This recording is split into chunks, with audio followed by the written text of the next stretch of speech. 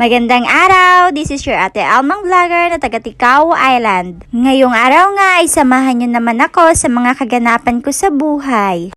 Papunta nga kami ng aking pamangkin nito sa aming garden. Dahil nga inutusan kami ng nanay ko na kumuha ng manok dahil wala kami ngayong ulam. At sinabihan niya na nga din ako na doon na kami kumuha ng tanglad para nga sa pampalasa sa aming lulutuin. Dahil nga tanglad talaga ang nagpapabango at nagpapasarap sa mga lutuing ulam. At dito nga ay nahuli na ng tatay ko ang manok at tinatalian niya nga ito para hindi daw makawala kapag magpumiglas.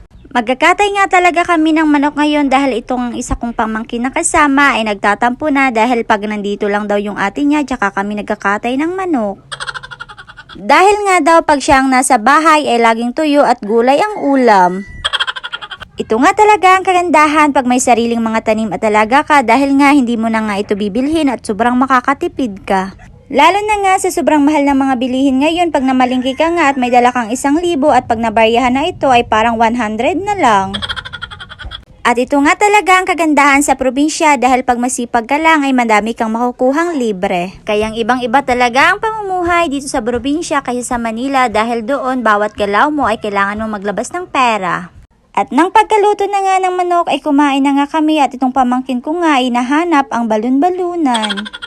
At ibinigay niya nga sa akin ang atay dahil alam niya nga na ito talaga ang paborito ko. Hindi na nga namin na-videohan ang pagkatay ng manok dahil nalobat yung cellphone kaya chinarge muna namin. At pagkatapos nga namin dito kumain, inaya niya kaming magdagat. Kaya sabi ko nga sa kanya, sige magdadagat tayo pero ikaw ang maghugas ng mga hugasin. At nang matapos na nga siya ng mga hugasin ay bumiyahe na kami papuntang Binitinan. Dito nga talaga kami madalas maligo dahil nga ito yung medyo malapit na dagat dito sa amin. Mahilig nga din talaga ako magdagat kaya pag nakita nyo nga ako sa personal ay wag na kayong magtaka kung sobrang itim ko. Pagdating nga namin dito ay low tide at kaunti nga lang ang naliligo. Sa ganitong sobrang init nga kasi ng panahon at kung takot kang umitim ay matatakot ka talagang magdagat. Dito nga lang kami sa gilid ng Altinil pumesto para nga hindi na kami magbayad.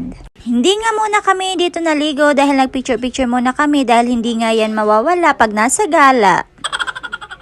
Dito nga naghukay ako sa buhangin at ginawa ko nga itong hugis puso. At dito nga nilagay namin sa ilalim ang cellphone at dito nga kami nagpicture-picture. At kung makikita nyo nga ang pamangkin ko dito ay pasayaw-sayaw pa siya. At naligo na nga kami dito at hindi na nga lang namin nabidyuhan. At pagkasapit nga ng dapit hapon ay ito talaga ang makikita mong tanawin dito sa amin. Katabi nga lang ng plaza ang bahay namin kaya lagi kong nakikita ang mga naglalaro dito. Kung nagustuhan nyo nga ang video ko, pa-share naman ito at samahan nyo pa rin ako sa mga susunod na video ko. Yun lamang po, maraming salamat!